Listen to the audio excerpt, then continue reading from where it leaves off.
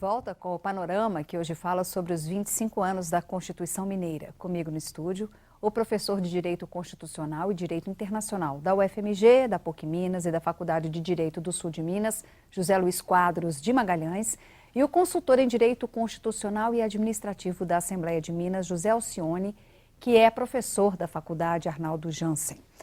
Bom, para que possam atuar em questões mais próximas do cidadão, assembleias legislativas em todo o país têm defendido uma maior autonomia dos estados para legislar.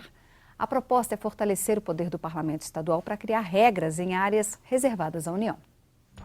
Como todo jovem de 20 e poucos anos, a Constituição estadual ainda não está madura. O povo hoje quer ser mais ouvido e não só eles. Os 26 estados da federação também exigem alterações. É o que defendem alguns juristas. Direito civil e direito penal, nos Estados Unidos, são da competência dos estados. Então, quem define o que é uma conduta criminosa, quem define questões sobre direito de família, questões sobre casamento, uniões estáveis, um tema muito presente no Brasil hoje, que é a união homoafetiva, por exemplo, nos Estados Unidos isso é definido nos estados. Isso faz com que as assembleias legislativas sejam mais vivas, tenham um contato mais direto e o embate mais direto entre os diversos setores da população. Mas para isso é preciso mudar a Constituição Federal. Recentemente, as assembleias de todo o país passaram a pedir mudanças no Pacto Federativo, uma forma de garantir mais recursos e fortalecer a autonomia dos estados. As receitas arrecadadas através de tributos são muito concentradas na União, né? Uma descentralização na Federação Brasileira, além de potencializar uma participação popular mais intensa, permitirá também que os serviços públicos estaduais recebam mais recursos e, consequentemente, possam ser melhor oferecidos à população. Bom, o professor José Luiz quer comentar o que foi colocado no VT? Ficou olhando ali atentamente, né? Não, pois é, não, eu concordo. Eu acho que é muito importante, a gente precisa fazer uma reforma na Constituição Federal no sentido de avançar a nossa federação. A gente tem restrições, o artigo 60, parágrafo 4º, fala lá, é vedada a emenda tendente a abolir a forma federal. Obviamente, a gente não pode ter, isso é uma discussão importante a ser feita, né? O que seria uma emenda tendente a abolir a forma federal? Uma emenda que vinha centralizar mais poderes. Nós não podemos admitir mais centralização, mais recursos ou mais competências com a União. Mas o contrário não só é possível, como recomendável. E qual seria a forma para essa mudança? Uma emenda à Constituição Federal. A gente precisa mexer ali naqueles dispositivos, por exemplo, de distribuição de competências legislativas, né? A quantidade de competências que estão na mão da União, em matéria de direito civil, direito penal, direito processual, isso tudo é com a União. Então, isso precisa ser revisto, né? Também a questão dos recursos, mais recursos para os municípios, mais recursos para os Estados-membros. A gente precisa inverter essa pirâmidezinha. A base tem que ser maior, com mais competências administrativas, mais recursos, começando lá no município, depois dos estados, e a União ficando aí com competências de concertação, né, da federação. Mas eu acho que a gente precisa voltar a essa discussão, é uma discussão fundamental para o Brasil. Bom, enquanto essa mudança não sai, né, professor José Alcione, o que difere a Constituição Mineira de outras constituições dentro dessas limitações todas? É possível inovar e de que forma dentro da vida em Minas Gerais, das instituições, né?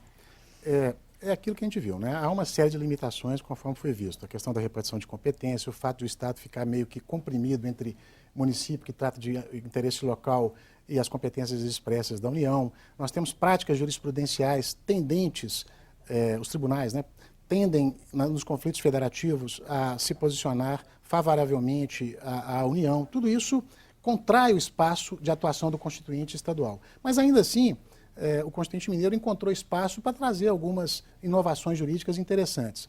Eu citaria como exemplo, por exemplo, nós tivemos uma emenda à Constituição que veda a convocação de suplente durante o período de recesso parlamentar. Porque o que ocorria?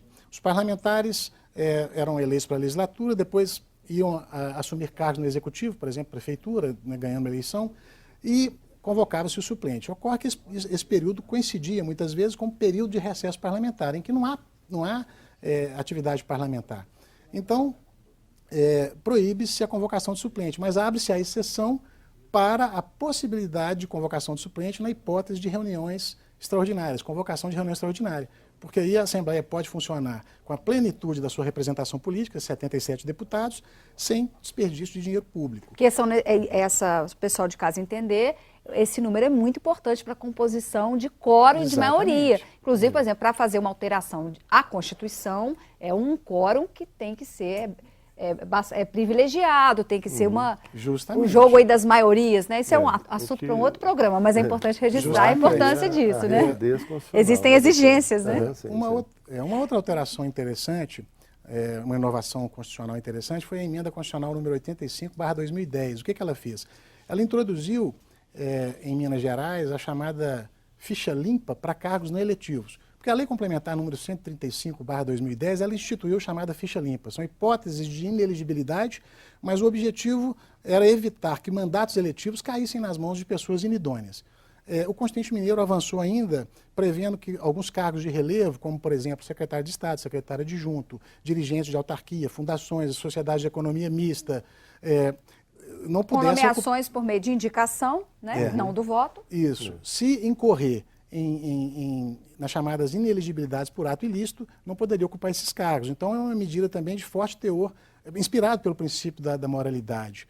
Uma outra alteração importante, é importante saber também que a Constituição Mineira largou na frente em vários aspectos. Por exemplo, a emenda constitucional número 61/2003, ela obriga todos os poderes constituídos, os seus órgãos e entidades, o Ministério Público, o Tribunal de Contas, a publicar no órgão de imprensa oficial, na mídia eletrônica de acesso público, no site eletrônico de acesso público, demonstrativo de despesas com pessoal, com discriminação de verba orçamentária, de unidade orçamentária, para subsídio, subsídio de agente político, remuneração. Né? Exatamente. Isso veio primeiro, depois é que veio a Lei da Gestão Fiscal no plano federal e também a Lei de Acesso à Informação, bem depois da Constituição Mineira.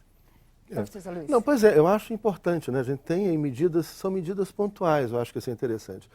Mas eu gostaria mesmo de ver a nossa Constituição tratando de grandes temas. Por exemplo, tem um tema que está aí em pauta e que poderia e deveria ser tema exclusivo dos Estados membros, por exemplo, em relação às suas polícias. Nós temos hoje um debate fundamental que é posto, mas que é posto e que precisa de mudança na Constituição Federal, porque, mais uma vez, a Constituição Federal decide no lugar dos Estados e permite apenas que o Estado regulamente algumas coisas. Por exemplo, a questão da desmilitarização da polícia, a unificação da polícia, da criação de uma polícia... A existência de uma só polícia nos Estados. Uma polícia... Que hoje nós temos a Polícia Militar e a Polícia Civil sob a organização do governo estadual. Né? Existem outras subordinados ao governador do Estado. A nossa Constituição fala sobre as polícias civil, militar, corpo bombeiro militar, depois de uma emenda, etc. Mas, por exemplo, nós não podemos decidir aqui, a Assembleia Legislativa não pode decidir algo que seria muito interessante nós mineiros debatermos. Qual é a polícia que a gente quer? Né? Por exemplo, uma polícia de investigação moderna, com o exemplo do Canadá, Estados Unidos, etc. Né? Desmilitarizar, tirar esse resquício da ditadura militar, né? Que é essa estrutura militar. Isso é um debate, a polícia estadual. Isso deveria ser uma decisão do Estado. Só que, mais uma vez, é apenas mais um exemplo, a Constituição Federal já faz essa opção por nós e a gente tem apenas que repetir. E essa é uma discussão que a mudança está sendo discutida lá em Brasília. Está sendo discutida lá em Brasília. Mas é mais uma das que estão paradas lá, né? Mas, para variar. Agora, quer ver, Helena, já que você falou disso aí, e complementando a informação aí que foi veiculada agora há pouco, a Constituição da República, no seu artigo 60, inciso 3, ela confere às Assembleias Legislativas Estaduais a prerrogativa de, articulando a maioria das Assembleias Legislativas, cada qual manifestando-se pela maioria de seus membros, apresentar proposta de emenda à Constituição. Então elas se articularam e apresentaram a PEC 47/2012, cujo objetivo é exatamente esse, expandir a capacidade legiferante dos Estados.